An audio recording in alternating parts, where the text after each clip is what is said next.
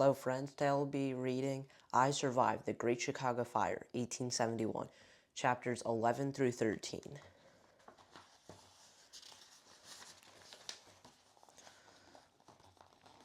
Otis had 4 other boys with him, each of them lugging a large sack. Otis was carrying a painting in a fancy gold frame. Oscar immediately understood. Otis and his gang had been looting, stealing from houses whose owners had fled from the fire. Oscar pulled Jenny closer to him and held Bruno tight. Maybe the boys would just walk by, Oscar told himself. Maybe they were too busy with their stolen treasures to even notice them. But Otis was the type who didn't miss a thing. Leave her alone, Oscar said, louder than he'd meant to. And now Otis turned his menacing stare on Oscar. For the first time, he realized he'd seen Oscar before. He smiled chillingly. "You," he said. "You're looking for your suitcases?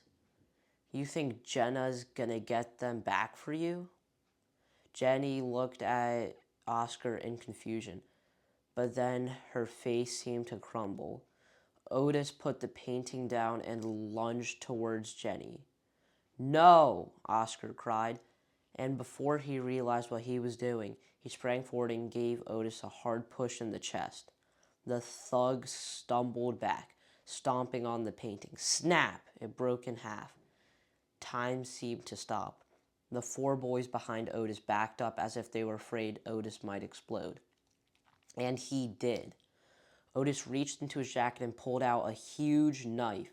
Jenny staggered back, and Bruno went running into her arms. But it wasn't Jenny whom Otis was coming at with the knife. It was Oscar. Otis sprang forward and placed the blade against Oscar's cheek. Oscar closed his eyes, bracing himself for the slicing metal. But it was Otis's other hand that came swinging up. Smack! His rock-like fist smashed into Oscar's nose. Oscar fell to the ground. The flash of pain in his head burned brighter than the blazing sky.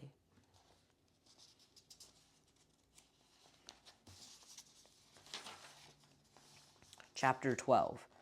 Oscar had no idea how long he lay in the alley, dead to the world. When the blackness started to lift from his mind, all he could feel was pain. His nose seemed crushed, his brain knocked loose. Where was he? All he knew was that something terrible had happened to him. He had been kicked by one of those horses. Had he fallen from the roof of the barn? He smelled smoke. Was the prairie on fire again? Where was Mama? But then pictures flashed through his throbbing skull. Glittering yellow eyes, the flash of a knife blade, a little girl with raggedy braids. And then his eyelids shot open. "Jenny! Bruno!" He sat up and looked around, fighting back tears. They were gone. Otis Weber had taken both of them. Oscar struggled to breathe. And now it was his panic, and not the smoke, that choked his lungs. He struggled to stand up, wobbling as he found his balance. "Jenny!" he called. "Bruno!" The words came out as a rasping whisper, but he called their names again and again as he staggered down the alley, past the water barrel, and back out into the street. On the street were dozens of people fleeing north, pushing their carts and wheelbarrows and hauling their sacks. The sparks and embers rained down. Nobody noticed the boy with the blood-smeared face and swollen eyes, frantically searching the crowd. Part of Oscar wanted to go back into the alley to curl up. Maybe the wind would sweep him up and carry him back to Castle, to anywhere but here. But even his dazed and muddled state, he knew that he would not do that. He had to get to Palmer House to find Mama and Mr. Morrow. If anybody could find Jenny and Bruno, It was Mr. Morrow. He remembered that Jenny said that they were just 1 block away from the hotel. He ran into the alley and cut through a side street 1 block. He came out on a wide avenue, and there it was, the Palmer House Hotel. The massive building was in flames. The roof had caved in, and piles of crumbled marble and wood lay in heaps in the street. The fire must have been burning for hours. Mama and Mr. Morrow couldn't possibly still be here. Fire gushed out the hotel's windows. Black smoke churned through the roof. But it wasn't the sight of the burning Palmer house that turned Oscar's insides to jelly. It was what he saw when he turned and looked up the street. It was a gigantic wave of fire. It was wider than the street, with flames towering hundreds of feet into the air. It looked like the sun had burst open, and its fiery blood was gushing onto the city. Oscar understood what was happening, because the same had happened during the castle fire. Smaller flames joined together into one monstrous blaze. Oscar and Mama had heard the terrifying stories from people who had witnessed the fire up close and barely escaped with their lives. They described a fire so big that it seemed to stretch forever across the prairie, and so high it seemed to be trying to roast the moon. It raced across the prairie faster than a horse could gallop. One man swore that a tornado of fire appeared out of nowhere and lifted his house off the ground. These stories haunted Oscar for months. He'd wake up at night, soaked in sweat, convinced his house was burning.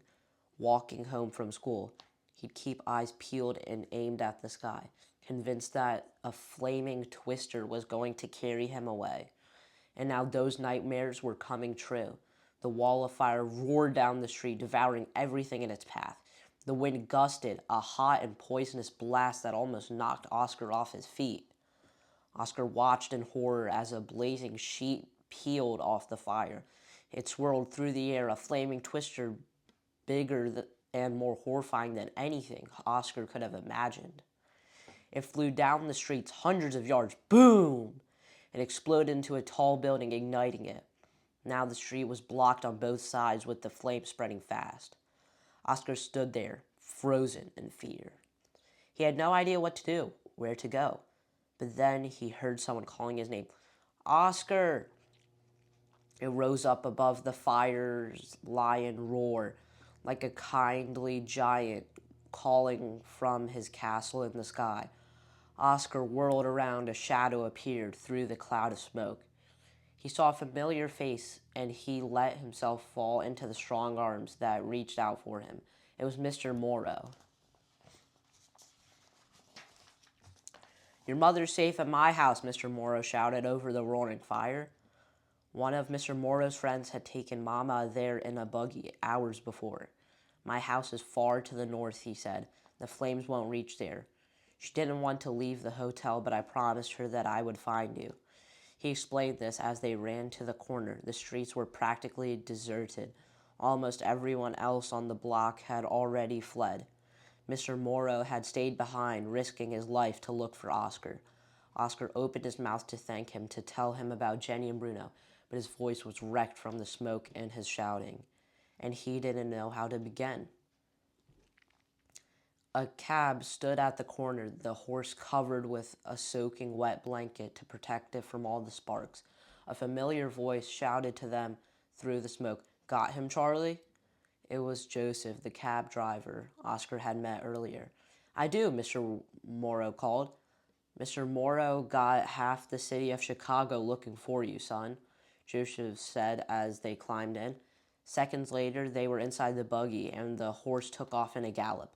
The two walls of flame were moving towards each other, but Joseph steered his horse through the middle and then swerved onto a side street that the fire hadn't yet touched. Most horses would have refused to budge in a fire like this, or would it be rearing up in wild panic?